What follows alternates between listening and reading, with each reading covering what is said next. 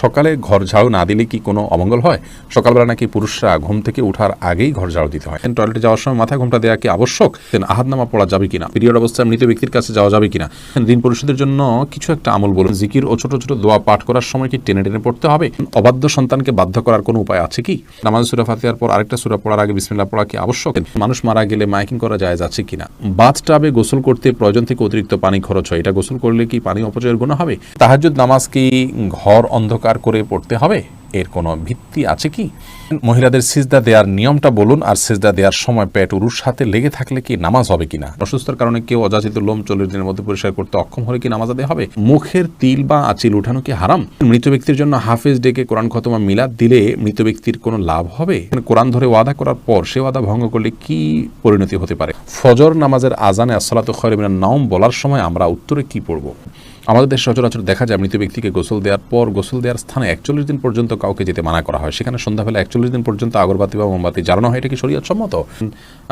গর্ভবতী মেয়েরা যদি ব্যাক পেইনের কারণে বসে নামাজ আদায় করেন তাহলে কি সঠিক হবে? দুশ্চিন্তা থেকে মুক্তির উপায় কি? প্রতিবন্ধী শিশুরা কি বাবা মায়ের পাপের ফসল? ওযু করার পর প্রাইভেট অর্গানে হাত স্পর্শ করলে কি ওযু ভেঙে যাবে?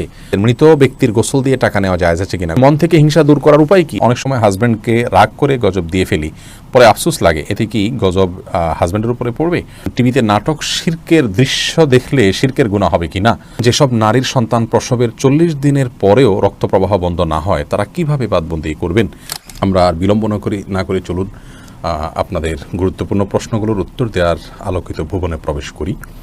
বেলাল, আপনি জানতে চেয়েছেন যেসব নারীর সন্তান প্রসবের 40 দিনের পরেও রক্ত প্রবাহ বন্ধ না হয় তারা কিভাবে বাদবন্দি করবেন? 40 দিন পার হওয়ার পরেও যদি রক্ত প্রবাহ বন্ধ না হয়, নেফাস বন্ধ না হয়, তাহলে সেক্ষেত্রে তারা সম্পূর্ণ স্বাভাবিকভাবে সকালে বাদবন্দিকে সম্পাদন করতে পারবেন।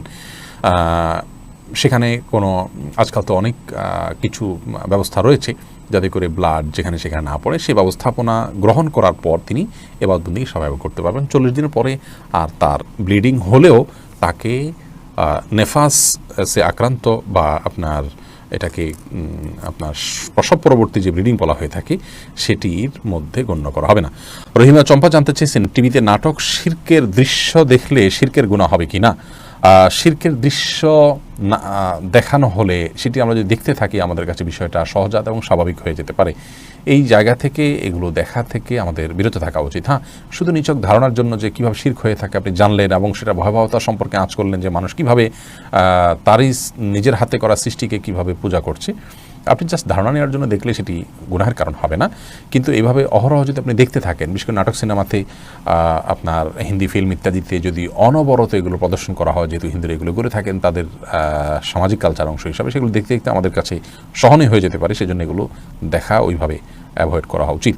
মোহাম্মদ মিজানুর রহমান জানতে চেয়েছেন আপনি একটা আলোচনায় বলেছেন রাগের মাথায় তালাক বললেও তালাক কার্যকর হয়ে যায়, এটা দেখে আমার স্ত্রী আমাকে তালাক দিয়েছে, আপনার কথার কোন হাদিসের আলোকে ব্যাখ্যা চাই।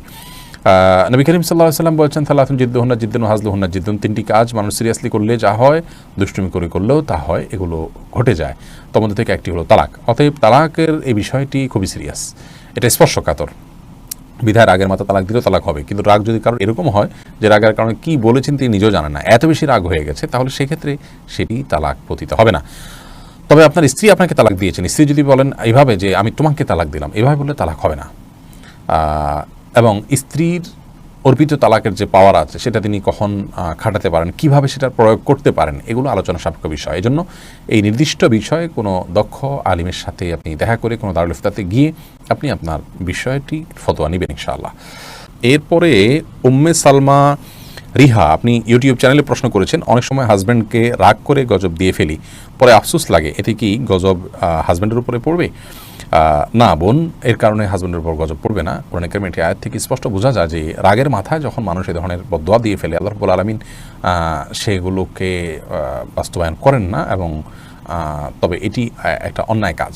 মুমিন কখনো কথায় কথা অভিসম্পাতকারী হতে পারে না। নবী করিম সাল্লাল্লাহু আলাইহি ওয়াসাল্লাম বলেছেন ঈমানদার কখনো লাআন হয় না, লাআনত করবে, অভিসম্পাত করবে, বদদোয়া করবে কথায় কথা, এটি ঈমানদারের চরিত্র নয়। অতএব সবর এবং ধৈর্যের পরাকাষ্ঠা প্রদর্শন করতে হবে ভালো ঈমানদার হওয়ার জন্য।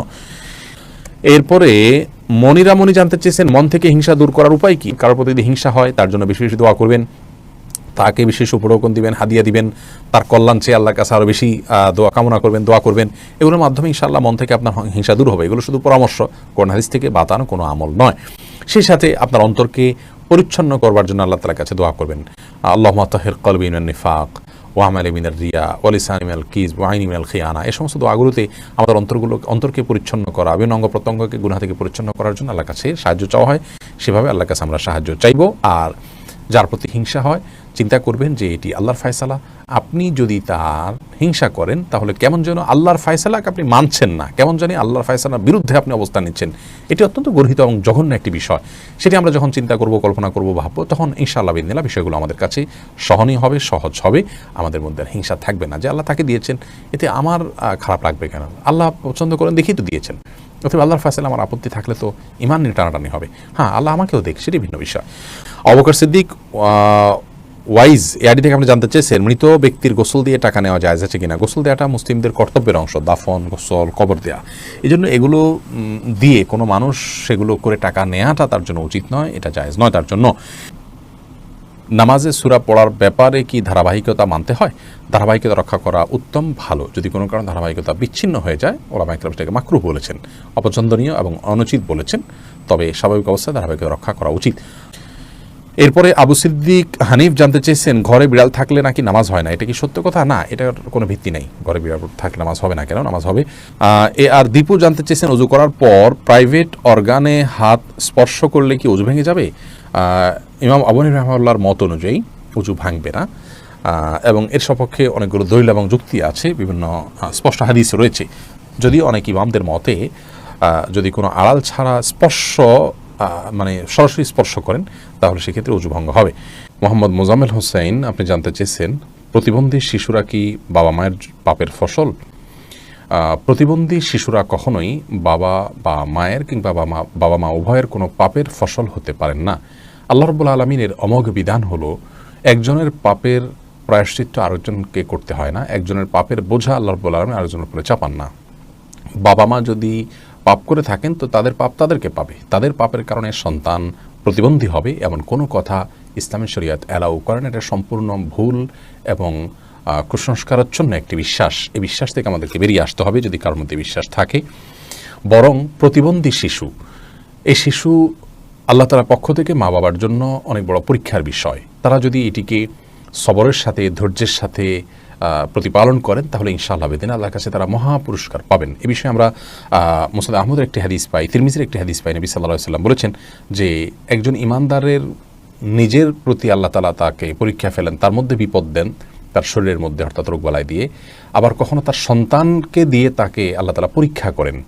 আবার কখনো সম্পদের মধ্যে কোনো প্রকার ক্ষয়ক্ষতি দিয়ে আল্লাহ তাআলা পরীক্ষা করেন। হাদিস থেকে বোঝা যায় যে সন্তানের মধ্যে কোনো প্রকার ক্ষয়ক্ষতি হওয়া, সন্তান বিকলাঙ্গ হওয়া কিংবা প্রতিবন্ধী হওয়া, এগুলো সবগুলো আল্লাহ তাআলার পক্ষ থেকে পরীক্ষা। আর এই পরীক্ষায় যদি কেউ সবর করতে পারেন এবং আল্লাহ তাআলার এই পরীক্ষায় উত্তীর্ণ হওয়ার চেষ্টা করেন, আল্লাহর সিদ্ধান্তকে মেনে নেন এবং এই কষ্টকে সহ্য করেন আল্লাহ তাআলার ফয়সালার প্রতি সন্তুষ্টির কারণে, তাহলে আল্লাহ রাব্বুল আলামিনের সাথে এই ব্যক্তি সাক্ষাৎ করবে কিয়ামতের ময়দানে এমত অবস্থায় যে তার কোনো গুনাহ থাকবে না। হাদিসটি তিরমিজিতে বর্ণিত হয়েছে। অন্য আরেকটি হাদিসে আসছে, নবী সাল্লাল্লাহু আলাইহি ওয়াসাল্লাম বলেছেন, ইন্না আযমাল জাযাই মা আযমাল ওয়ালা, নিশ্চয়ই আল্লাহ রাব্বুল আলামিনের পক্ষ থেকে পরীক্ষা যত বড় হবে তার জন্য পুরস্কারও তত বড় হবে। অতএব কোনো বাবা মা যদি প্রতিবন্ধী সন্তান জন্ম দেন, তাহলে তাদের জন্য এটি অনেক বড় পরীক্ষা, তাদের প্রতিদান আল্লাহর পক্ষ থেকে অনেক বড় হবে ইনশাআল্লাহ বিদিনা, যদি তারা সবর করতে পারেন। মুসনাদ আহমদের এক বর্ণনায় এসছে যে নবী সাল্লাল্লাহু আলাইহি ওয়াসাল্লাম বলেছেন, কোনো ব্যক্তি যখন অসুস্থ হয়, রুগ্ন হয় বা তার শরীরে কোনো ত্রুটি থাকে, কোনো প্রকার প্রতিবন্ধকতা থাকে, তখন আল্লাহ রাব্বুল আলামিন ফেরেশতাদেরকে বলেন যে আমার বান্দা যতটুকু আমল করতে পারে এই তার প্রতিবন্ধকতা নিয়ে, সেটুকু তোমরা লিপিবদ্ধ করো তার জন্য। এরপরে তাকে যদি আমি সুস্থতা দিয়ে দেই, তাহলে তো যেটুকু তার অসুস্থতা ছিল, প্রতিবন্ধকতা ছিল, সেগুলো থেকে এটি কাফারা হয়ে গেল এই কষ্ট সহ্য করার কারণে। তার কোনো গুনাহ, ভুল, ত্রুটি, বিচ্যুতি ইত্যাদি থাকলে সেগুলো আল্লাহ কাফারা দিয়ে দিবেন। আর যদি সেই ব্যক্তি অবস্থায় মৃত্যুবরণ করে, তবু আল্লাহ তাআলা তার প্রতি অনুগ্রহ করবেন, রহমত করবেন এবং তাকে মাগফিরাত নসিব করবেন। অতএব বিকলাঙ্গ হওয়া এটা কোনো দোষের বিষয় নয়। আর সন্তান বিকলাঙ্গ হলে সেটা বাবা মার পাপের ফসল, এই কথাটি মূর্খতা সুলভ কথা, এর সাথে কোরআন এবং হাদিসের কোনো সম্পর্ক নেই। জাকারিয়া হাসান জানতে চেয়েছেন, দুশ্চিন্তা থেকে মুক্তির উপায় কি? দুশ্চিন্তা থেকে মুক্তির সর্বপ্রধান উপায় হলো আল্লাহ রাব্বুল আলামিনের সাথে কথা বলা। মানুষ দুশ্চিন্তাগ্রস্ত অবস্থায় যদি কোনো শক্তিশালী কোনো ব্যক্তির সাথে শেয়ার করতে পারেন তাহলে কিছুটা নির্ভার ফিল করেন। আর আল্লাহ রাব্বুল আলামিনের চাইতে শক্তি ধরার কেউ নেই, তিনি কাদির, সব কিছু করতে তিনি সক্ষম। অতএব আপনার দুশ্চিন্তা দূর করবার জন্য আল্লাহর সাথে কথা বলুন, সালাতে চলে যান, বিশেষ করে সিজদা গিয়ে আল্লাহর সাথে দীর্ঘ সময় কথা বলুন, তাহাজ্জুদে উঠে যান এবং আল্লাহর সাথে কথা বলুন। কোরআন কারীমের বিভিন্ন অংশ আপনি তেলাওয়াত করুন খুব ধীরে ধীরে, তেলাওয়াত শুনুন খুব ধীরে ধীরে, দেখবেন ইনশাআল্লাহ অন্তরের মধ্যে আপনি প্রশান্তি অনুভব করবেন। আলা বিযিকরিল্লাহি তাতমাইন্নুল কুলুব, আল্লাহ বলেছেন অন্তর প্রশান্ত হয় আল্লাহর স্মরণে। অতএব আল্লাহর স্মরণ করা মুখে, অন্তরে, কোরআন তেলাওয়াতের মাধ্যমে, সলাতের মাধ্যমে, এগুলোর মাধ্যমে ইমানদারের অন্তরকে আল্লাহ তাআলা প্রশান্ত করে থাকেন। আল্লাহর দিকে যত বেশি ধাবিত হবেন, যত আল্লাহর সাথে সম্পর্ক গাঢ় করবেন, যত আল্লাহর সাথে সম্পর্ক নিবিড় করবেন, যত আল্লাহর সাথে কথা বলবেন, তত বেশি ইনশাআল্লাহ বিদিল্লাহ দেখবেন অন্তর প্রশান্ত হবে এবং দুশ্চিন্তা থেকে আপনি রক্ষা পাবেন। দুশ্চিন্তা এটাকে অনেক সালাফ বলেছেন জুনদুম মিন জুনুদিল্লাহ, আল্লাহ তাআলার বাহিনী সমূহের মধ্যে থেকে একটা বাহিনী দুশ্চিন্তা। এটা দিয়ে আল্লাহ রাব্বুল আলামিন অনেক মানুষকে শাস্তি দিয়ে থাকেন, অনেককে পরীক্ষা করে থাকেন। অতএব এইরকম পরিস্থিতিতে আল্লাহর কাছেই রুজু হওয়া, এটাই হলো সবচাইতে বড় উপায়। অতএব ভরসা আল্লাহ তাআলার প্রতি করা এবং আল্লাহর দিকে রুজু হওয়া, আল্লাহর দিকে ধাবিত হওয়া, এটা হলো দুশ্চিন্তা দূরের সবচেয়ে বড় উপায়। যে ব্যক্তি আল্লাহর প্রতি তাওয়াক্কুল করবেন তাকে খুব বেশি দুশ্চিন্তা গ্রাস করার কথা নয়। আল্লাহর উপর ভরসা করবে ইমানদার, যে ইনশাআল্লাহ আমার অভিভাবক আল্লাহ তাআলা, তিনি দেখছেন, তিনি দেখবেন। এটি যখন করবেন ইনশাআল্লাহ আপনার মধ্যে আস্থা জায়গাটা তৈরি হবে। যদি কোনো মানুষ তার তাওহীদ খুব মজবুত থাকে, আল্লাহর প্রতি আস্থা এবং ভরসা তার খুব মজবুত থাকে, তিনি জানেন যে আল্লাহ ছাড়া কেউ ক্ষতি করার কোনো ক্ষমতা রাখেন না, আর আল্লাহ যা লিখেছেন তা খণ্ডাবার করার ক্ষমতা নেই, এই বিশ্বাস যদি কারো মজবুত থাকে তাহলে কোনো পেরেশানিতে তিনি খুব বেশি ভেঙে পড়ার কথা নয়। যার ঈমান যত মজবুত তিনি তত পেরেশানিতে শক্ত থাকতে পারেন। আল্লাহ তাআলা আমাদেরকে সহজ করুন এবং সহায় করুন। আশরাফুল হক শুভ, আপনি জানতে চেয়েছেন আমাদের দেশে সচরাচর দেখা যায় মৃত ব্যক্তিকে গোসল দেওয়ার পর গোসল দেওয়ার স্থানে 41 দিন পর্যন্ত কাউকে যেতে মানা করা হয়, সেখানে সন্ধ্যাবেলা 41 দিন পর্যন্ত আগরবাতি বা মোমবাতি জ্বালানো হয়, এটা কি শরীয়ত সম্মত? কোনো জায়গায় মৃত ব্যক্তিকে গোসল দেওয়া হলে সেখানে এই প্রথাটি আমাদের সমাজে অনেক ক্ষেত্রেই প্রচলিত আছে যে আগরবাতি বা মোমবাতি ইত্যাদি সেখানে আপনার জ্বালানো হয় এবং সন্ধ্যাবেলা 41 দিন পর্যন্ত এই কাজটি করা হয়, কেউ সেখানে যেতে চাইলে নিষেধ করা হয়। এটি সম্পূর্ণ কুসংস্কার এবং এ ধরনের বিশ্বাসগুলো শিরকি বিশ্বাস, কুসংস্কারচ্ছন্ন বিশ্বাস। এর বেশিরভাগই এসছে হিন্দু সমাজ থেকে। একজন মুসলমানের এই সমস্ত কুসংস্কারকে বর্জন করা উচিত। যেখানে গোসল দেওয়া হবে সে জায়গার বিশেষ কোনো বিধান নাই, সেটা অন্য 10টা জায়গার মতোই একটি জায়গা। মাহমুদুল হাসান ভূঁইয়া, আপনি জানতে চেয়েছেন ফজর নামাজের আজানে আসসালাতু খায়রুম মিনান নাওম বলার সময় আমরা উত্তরে কি পড়ব? এক্ষেত্রে জমহুর ফোকাহা বা বেশিরভাগ ইমামগণের মত হলো সাদাকতা ও বারারতা। আসসালাতু খায়রুম মিনান নাওম মানে হলো সালাত বা নামাজ, এটা ঘুম থেকে উত্তম। এটি যখন মুয়াজ্জিন বলবেন তখন তাকে বলতে হয় সাদাকতা ও বারারতা, অর্থাৎ হে মুয়াজ্জিন তুমি সত্য বলেছো এবং ভালো বলেছো, ভালো কাজ করেছো।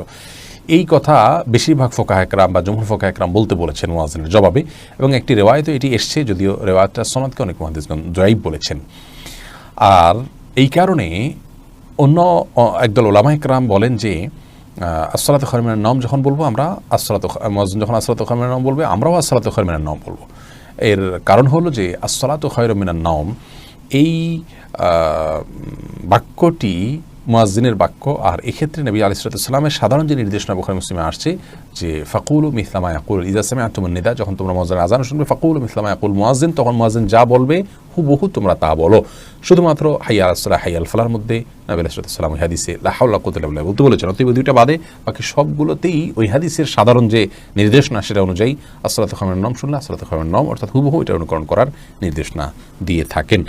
এসেছে রুবেল, আপনি জানতে চেয়েছেন এডি থেকে নামাজে দাঁড়ানোর পর নাকি ডান পায়ের বুড়ো আঙ্গুল নাড়ানো যায় না, এটা কি সত্য? না, এরকম কোনো কথা আমাদের জানা নেই, প্রয়োজন হলে নাড়ানো যেতে পারে।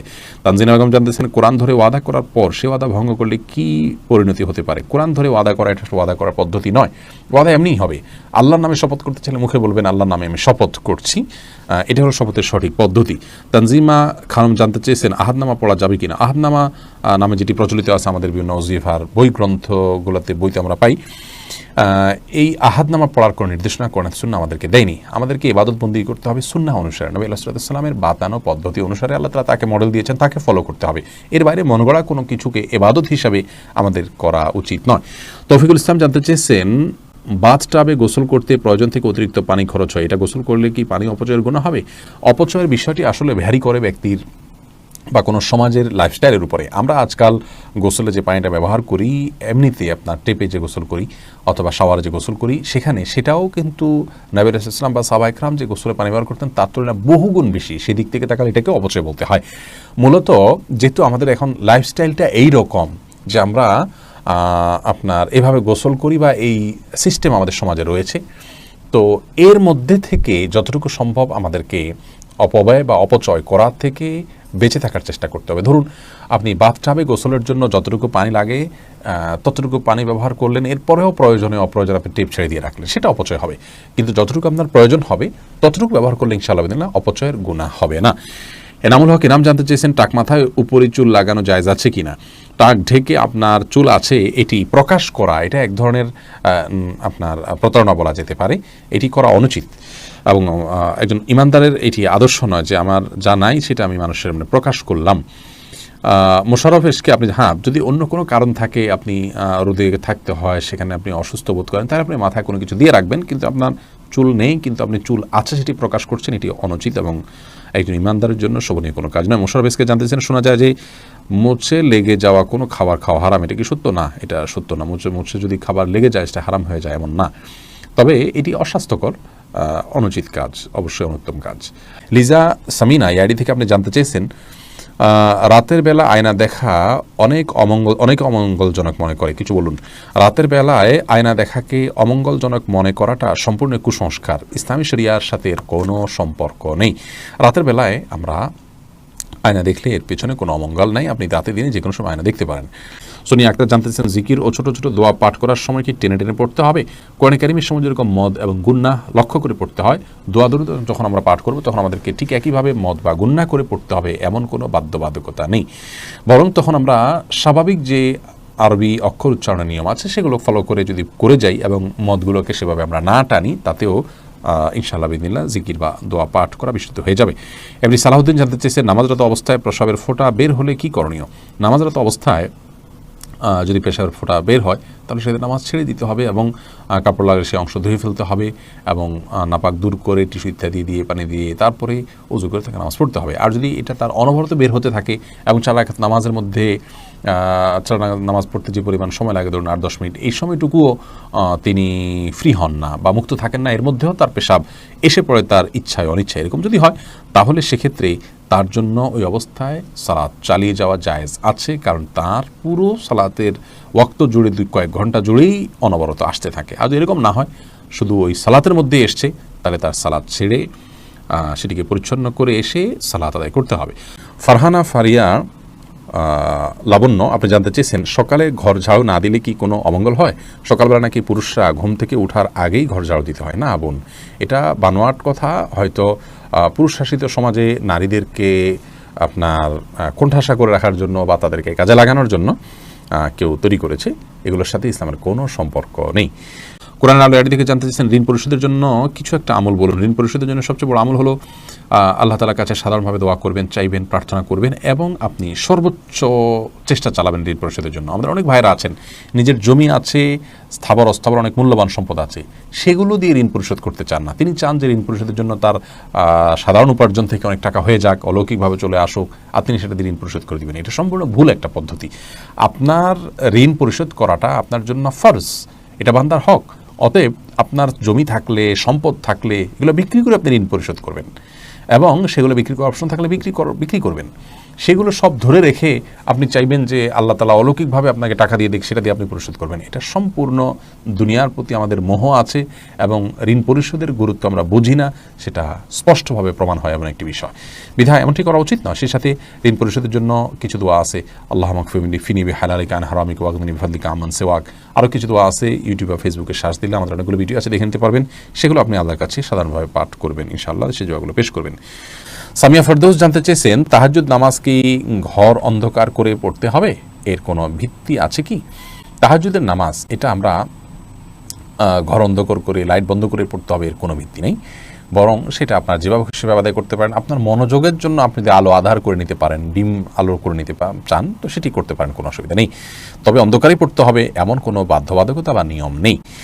সোনিয়া আক্তার জানতে চেয়েছেন, মহিলাদের সিজদা দেওয়ার নিয়মটা বলুন, আর সিজদা দেওয়ার সময় পেট উরুর সাথে লেগে থাকলে কি নামাজ হবে কিনা? জি, নামাজ হবে। নামাজ হবে না, নারী পুরুষের সালাত নিয়ে যে মত পার্থক্য আছে এটাকে আমরা অনেক অনেক বড় করে দেখি।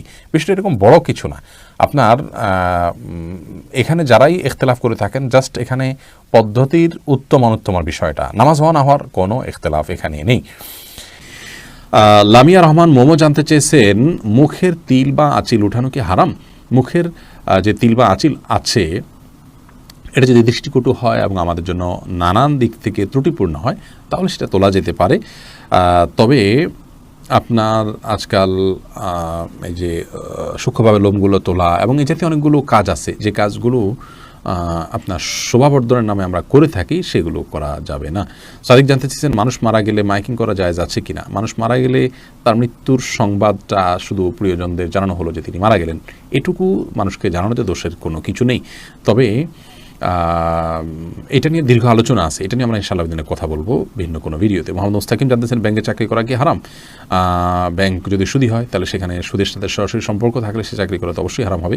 খন্দকার ফয়সাল ইসলাম লিমন জানতে চেয়েছেন, গর্ভবতী মেয়েরা যদি ব্যাক পেইনের কারণে বসে নামাজ আদায় করেন তাহলে কি সঠিক হবে?